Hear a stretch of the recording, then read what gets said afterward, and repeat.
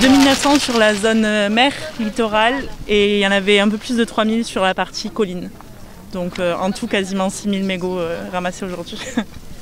Pour sa 17e édition, Calanque Propre a mobilisé ce samedi dès 9 h plusieurs centaines de volontaires accompagnés d'associations environnementales de la Côte Bleue à Cassis en passant par Marseille et ses îles. Toutes et tous fédérés autour d'un même objectif, ramasser les déchets sur terre comme en mer. Dans la Hanse de la Marronnaise au Goude, pour Corinne, c'est la première participation à une opération de ramassage de déchets et c'est accompagné qu'elle est venue donner un coup de pouce à la planète. Il y a des choses très petites, on voit les bouts de verre parce que ça brille, on en trouve tous les 2-3 minutes, même plus, enfin tout le temps, sans arrêt. Sans arrêt. Beaucoup de verre, beaucoup de verre, regardez. Je pense que là, dans cette anse, là, sous la mer, ça doit être rempli. Donc ce qu'on ramasse aujourd'hui, c'est en moins dans la mer dès qu'il va pleuvoir, quoi. Floris Cézanneau, cofondateur de l'association Merveille, collecte des déchets sur le proche littoral lors de nages à la surface et dans l'eau, un geste qu'il renouvelle chaque semaine. Vous pouvez voir, c'est ça quoi, c'est que des déchets plastiques partout.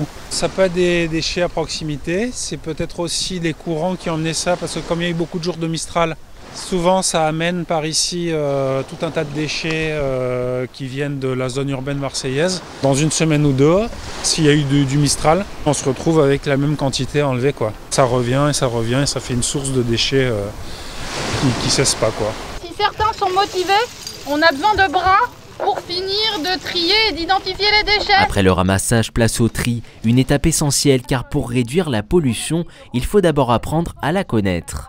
On les compte à chaque fois pour avoir un suivi du nombre de ce déchet bien spécifique qu'on retrouve.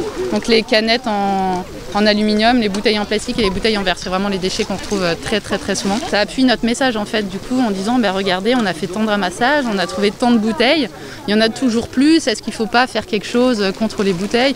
Regardez les bouteilles en plastique, c'est des bouteilles d'eau, du coup on peut faire des préconisations, essayer d'acheter une gourde, c'est plus zéro déchet, ça va faire moins de déchets. Des données sur l'origine de ces déchets sauvages qui pourront ensuite aider les pouvoirs publics à agir. On aura des moyens pour dire voilà qu'est-ce qu'on pourrait mettre en place comme politique publique. Caractériser les déchets, c'est important aussi pour ensuite proposer des bases de données et des outils pour les élus pour savoir quelle politique publique mettre en place pour éviter que ces déchets ne se retrouvent là où on les trouve. Il y a une opération que nous avons financée et qui est menée par le CPIE depuis l'année dernière à La Ciotat et cette année également à La Ciotat et à Saint-Cyr-sur-Mer.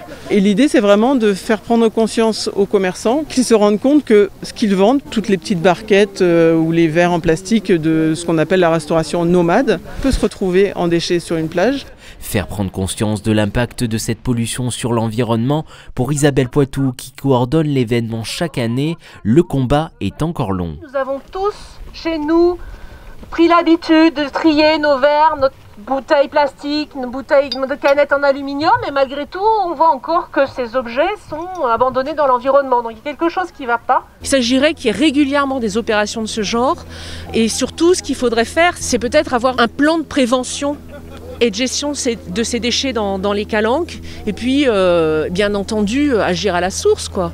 Comment se fait-il qu'il y ait des gens qui continuent au XXIe siècle à jeter leurs déchets par terre? Il y a quelque chose que j'arrive pas à comprendre. Donc il y a un gros travail encore de sensibilisation, il y a un gros travail d'éducation, de pédagogie. Il y a aussi cette prise de conscience de la gravité de l'enjeu environnemental et c'est pas forcément compris par tout le monde.